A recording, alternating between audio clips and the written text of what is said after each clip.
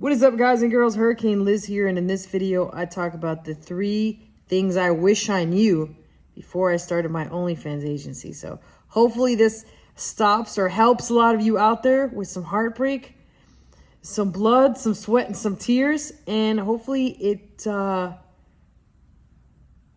knocks some sense into some of y'all. So I'm super fired up to show you what these things are. I hope you're fired up. You should be. Let's do this. All right, so we got a lot to talk about. Let's talk about these 3 things I wish I knew before I started OF. Our OnlyFans management, as it's called, should be more or less called babysitting, because that's actually what we're doing. Is you're going to find out with some of these horror stories that I'm about to tell you.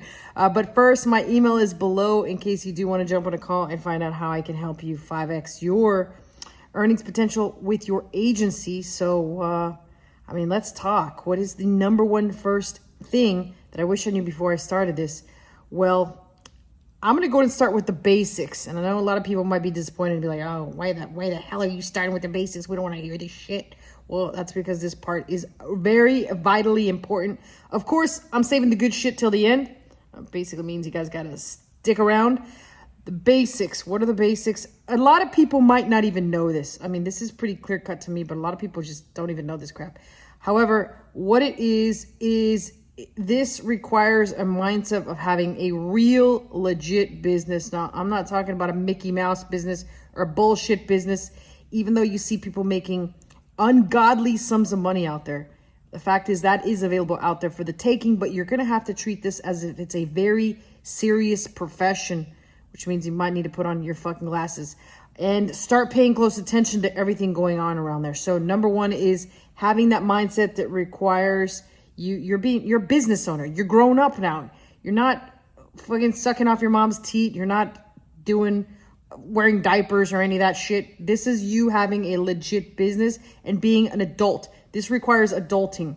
So what that typically means is that you got to get your shit together. You've got to, number one, be prepared to manage a project, specifically when you start getting larger and start getting employees. You can have employees in the Philippines. You're going to have to manage multiple outsourcers. You can have managers in-house. You can have a lot of shit like that. So that's the biggest thing with it. The other thing is that you should always have a plan set in place. Like, it could start generic at first. And what I mean by this is as soon as you onboard a model, because you'll soon realize that onboarding the model is the easiest part of this. A lot of people are like, well, holy shit, how am I going to find a girl? I have no idea how to find a girl. I can't even talk to girls.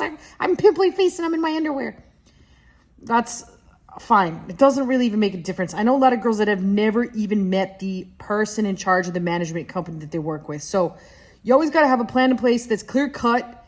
That way the model knows you're professional, and you want to have exact dates of when you're going to roll shit out so that they know what to expect and they know what's expected of them. So you got to tell them what they need to produce in terms of content. If they're an existing girl that's already been running for a while, you want to make sure that you merge your content creation schedule with what they're already doing and what's already been working. So it takes a lot of the guesswork out of shit, and they realize that you're very professional. Because one of the things that I've found in working with all these models is that they're not used to this level of professionalism. So when I deliver it, they're like, holy shit, you know what you're doing. And it's not just because you're a fucking woman. So guys, get your shit together out there. I know you can do it.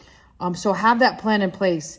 The other thing is make sure you stick to those dates of when you promise to deliver something. Again, that's going to show them that you are a certain level of professional. And it can just mean that you're bootstrapping it and you're working in your mom and dad's basement with your dog licking God only knows what off of you.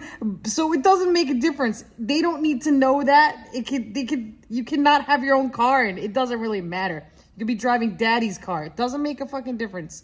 So last part of the whole thing is that expect to be disappointed by the models that you do recruit, because these girls are lazy as I can't even describe how lazy they are. Many of them are lazy. When you get that one that just knocks it out of the park and she's a workhorse, I mean, it's like the proudest moment. It's like your proud papa. So it's fantastic. You managed to keep your daughter off the pole. Instead, she's an OnlyFans, which is much better, by the way. So you be that proud papa. So that's the number one biggest thing that I knew about that. Let's get into number 2. Now, number 2 should be straightforward, but a lot of people are like, holy shit, how do I drive traffic to my model? Like, I don't know how to do this. I'm freaking the fuck out. What do I do? Focus on one thing at a time and really becoming an expert at it. I mean, obviously everybody and their mother is an expert at Instagram. Just have her follow the basics for Instagram. But the absolute number one thing that you should become a top level expert at is TikTok. There is hands down nothing that is generating more traffic than TikTok to anyone's OnlyFans. And of course you can't direct link to OnlyFans. Use Instagram as a bridge. Use a lot of other tools as bridges. But you should certainly become an expert at TikTok and make sure that she is producing the maximum amount of TikTok content that you should have her produce, which is maybe like 5 TikToks a day, and get her to 1,000 subs immediately so that she can go live regularly. Hopefully you get a model that wants to do it a couple times a week, but we've got some that do it every day, and it's well worth it if you have her hit that level of commitment. So TikTok is hands down the best form of traffic that there is. Have her become an expert at that. And also pay close attention to what's trending on TikTok. Try to piggyback off of the shit that's trending. If you can do that, some cases you might just get lucky. Remember, the harder you work, the luckier you get. So put that girl to work, boys, and 1 or 2 girls out there. And let's hit number 3, which is my favorite. And I think that this is something that hands down most people don't even pay attention to. So if you pay close attention to this, oops, I had to move that over. It's like, stop bothering me, people, right? All right, so if you pay attention to this and you do this one thing, I'm telling you, if you do this one thing, not only are you going to impress models, you'll be able to recruit more models because of referrals, but the other thing that you're going to do for yourself is you're going to put more money in your pocket. And this is, I'll kind of lay out my plan for how you go about and do this, but pay close attention here. Almost every agency out there gets this wrong, and this is why there's a lot of disappointed models out there walking around like, what the F is going on here? Like, nobody knows what the hell they're doing. And that's why they're actively looking for more agencies. And trust me, if you guys do this, first start off by how I lay it out, but if you do this and you put this into play and you become very good at it, you will dominate and you will make a shit ton of money. And that is, most agencies will shoot for Filipino chatters or chatters that, even though they know English and they've learned English very well, there's still a certain element missing to how they do know English. So I'll kind of give you guys an idea. And that is, sex in the Western part of the hemisphere is very different than the way they approach sex in the Philippines part. And so they just miss a lot. Even though they're great, terrific workers, they're very loyal, all that good shit, they just can't get the same level of knowledge as we have. And I mean, we're just dirty mother effers, right? That's what it comes down at the end of the day. They just can't understand that. So what you can do is you got a couple of choices, and here's how I would recommend you roll this out initially. And I know you might be a dude saying like, oh Jesus Christ, I can't talk to these dudes. I can't do the chatting to these dudes. And you're freaking the F out. All right, calm down.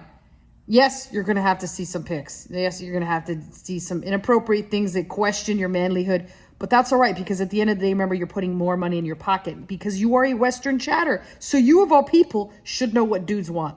So do it yourself. That's method 1. Obviously, you're going to save some money because you're going to be the one chatting. I know plenty of dudes. We still call them straight. They're still heterosexual males, even though they've been in the chat and they've taken a look at some pics. So by no means am I saying that you guys are anything other than 100% men's men. So do it yourself. Once you can afford to, I would 100% go with a Western chatter. It's going to take a little extra money out of your pocket. A lot of them want a percentage, but let me tell you, hands down, they are just that much better than Filipinos. They can't even compare. Not only is this going to impress the clients or the subs, it's also going to impress the girls that are your clients, your girls that you're managing. And they're going to tell their girlfriends. And so now you've got Western chatters. They're fluent in English. They know what's going on. They know the culture, all that shit. It's just going to put more money in your pocket, hands down, at the end of the day. And that is what most agencies will not do. So plus, the biggest bonus of all, we can't make any more jokes about you. You're 100% heterosexual. It's fantastic. You're a man's man. But either way, again, my email is below in case you guys do want to chat up how to 5X your agency. I'll be more than happy to jump on a phone call with you, tell you a little bit more about that. But other than that, questions and comments go below. Hopefully you got a kick out of this video and it helps you in some way. Always personally answer those, and I'll see you guys next time.